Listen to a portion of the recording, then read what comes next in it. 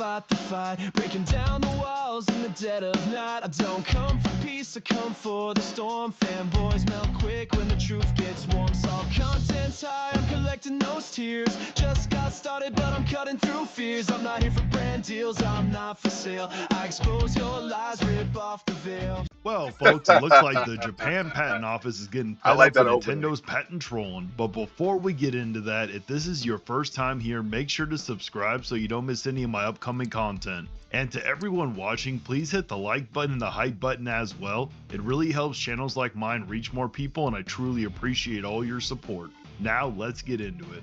Now, with this whole situation between Nintendo and Palworld, I think Nintendo has become increasingly determined to stop Pocket Pair by using every legal avenue available to them. Oh man, they got crying Pikachu.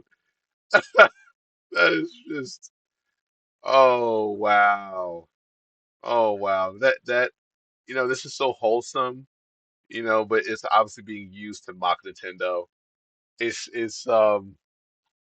it brings back memories, and also it's also messed up and hilarious because it's using a wholesome moment to just show how much, I guess, it's basically showing how Nintendo feels at this moment because of the situation they're in. That's just diabolical. That's absolutely diabolical.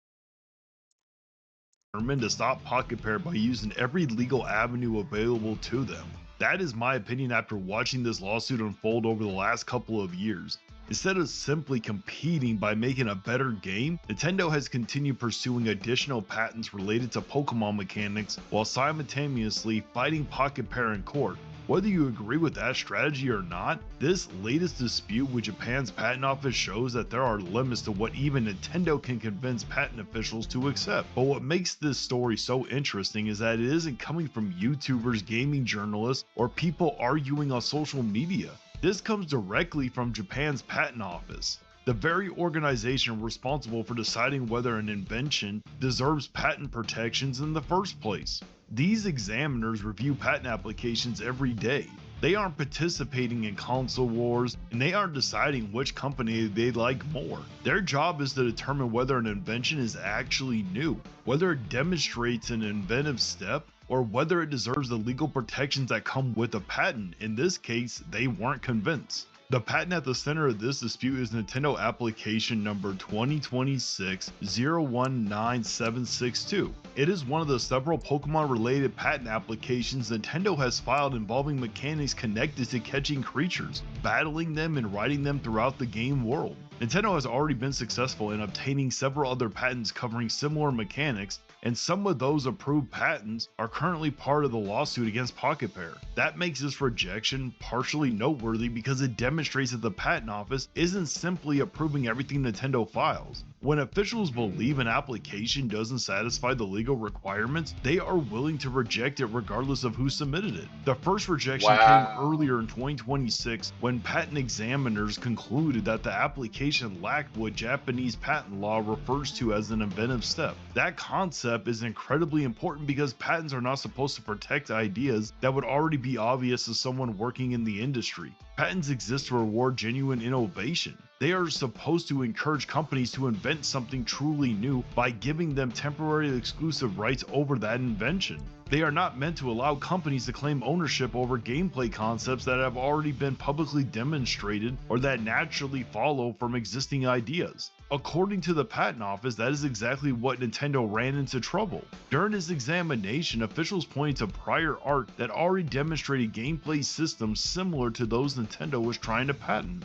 One of the key examples they relied on was gameplay footage from an unofficial Pokemon fan project uploaded roughly 13 years ago before Nintendo filed this particular application. The examiner believed those videos showed many of the same gameplay concept Nintendo was now attempting to claim as part of its invention. Now, whether somebody likes fan games or hates them is completely irrelevant here. Whether Nintendo approves of fan games doesn't matter either. Patent law isn't asking whether the creator had permission to make the project. The question is much simpler than that. Did this gameplay concept already exist before Nintendo filed this patent application? If the answer is yes, then it becomes much more difficult to argue that the invention contains the level of originality required for patent protection. Instead of accepting the rejection, Nintendo exercised its rights to challenge the decision by submitting a written opinion to the patent office. There is absolutely nothing unusual about appealing to rejections, companies do it all the time. But what made this case unusual was the nature of Nintendo's argument and equally blunt response from the patent office. One of Nintendo's primary arguments was that the examiner wasn't actually relying on a fan game but merely a video showing a fan game. Nintendo argued that a gameplay video should not qualify as prior art because the video is not the software itself. That may sound like an important distinction on paper, but the patent office clearly doesn't see it that way. A gameplay video still demonstrates how the mechanics function. It still shows what the player can do.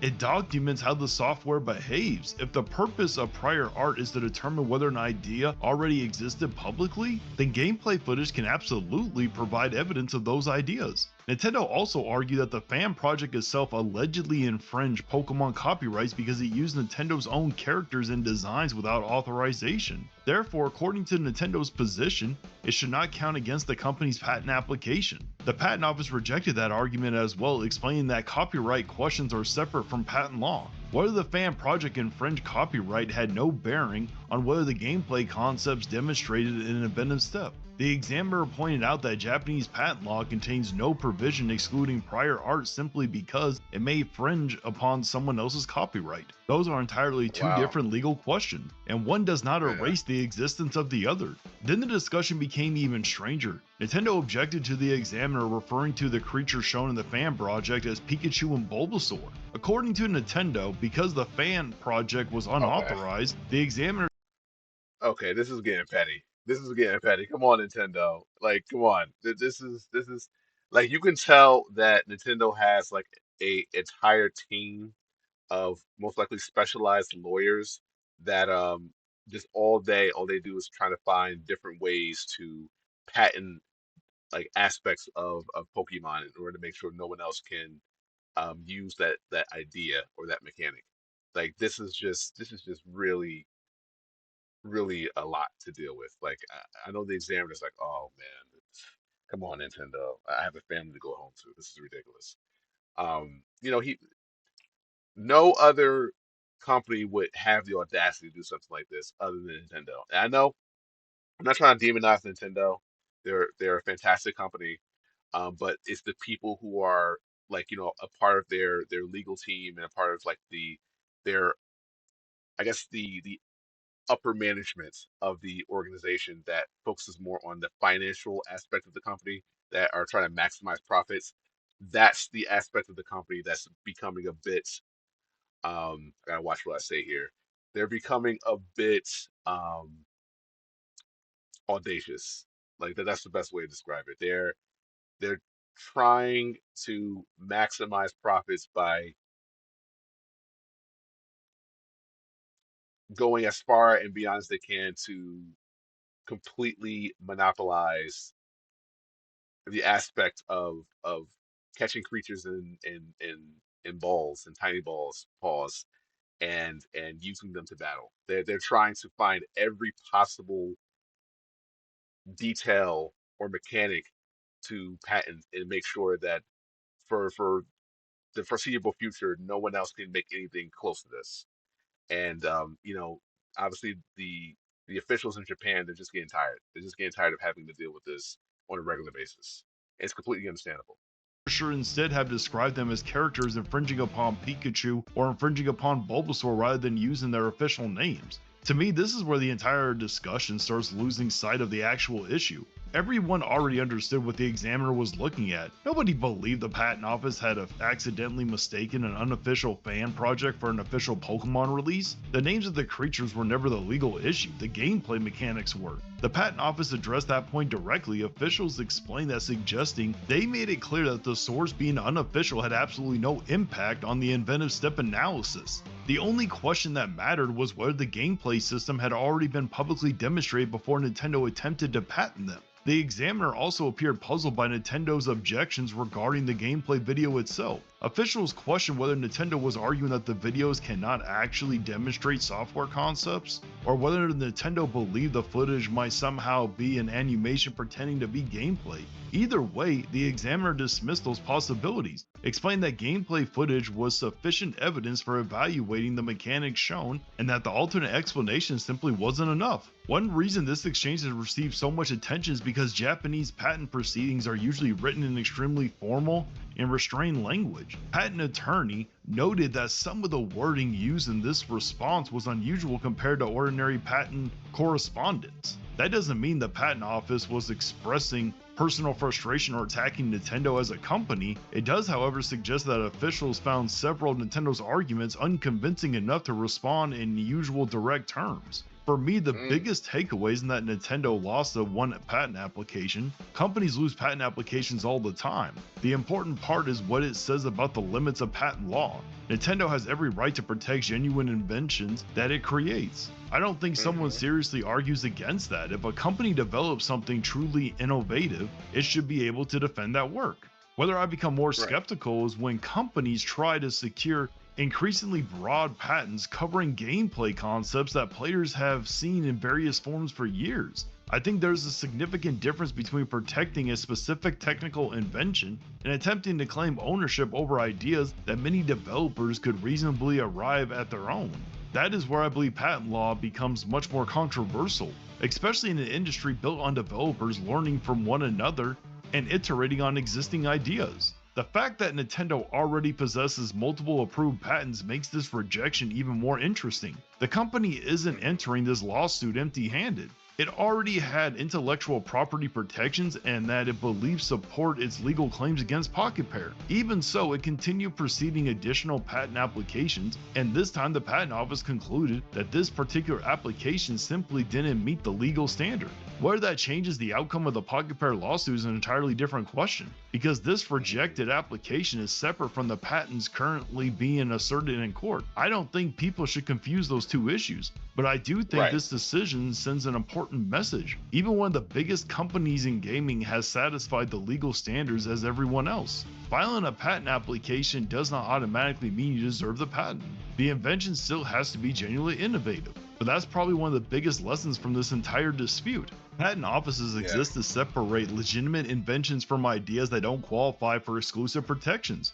In this case, Japan's patent office looked at Nintendo's arguments, considered the evidence that had already been presented, reviewed the prior art, and decided that the application did not clear that bar. Whether you're a Nintendo fan, a Power World fan, or somewhere in the middle, I think that's exactly how the patent system is supposed to work. That's it for this video. Let me know down in the Wow. comments what you think about everything.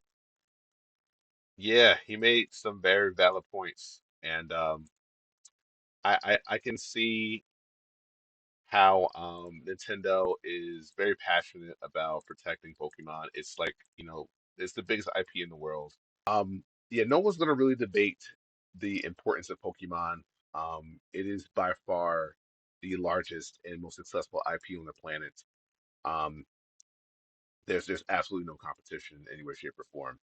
I think what the patent office was trying to achieve was it was trying to let Nintendo know that you can't just make any claim you want to patent anything you believe or perceive to be important. Like there has to be a level of standards put in place in order to make sure everyone's protected, not just you, but everybody that's, making a claim or trying to patent an invention. There has to be some level of standards in place. Doesn't matter that you're Nintendo. We have to, put those standards there and separate the real claims from the fraudulent claims. Maybe fraudulent might be a bit aggressive, but the claims that don't meet those standards. That's a better way to describe it. But let me know in the comment section what you guys think. Um, Keep it civil, guys. I know there's a lot of Power and Pokemon fans out there, but keep it civil. I've been on Ad Clear. You guys have been amazing. And I'll see you guys in the next one. All right? Peace.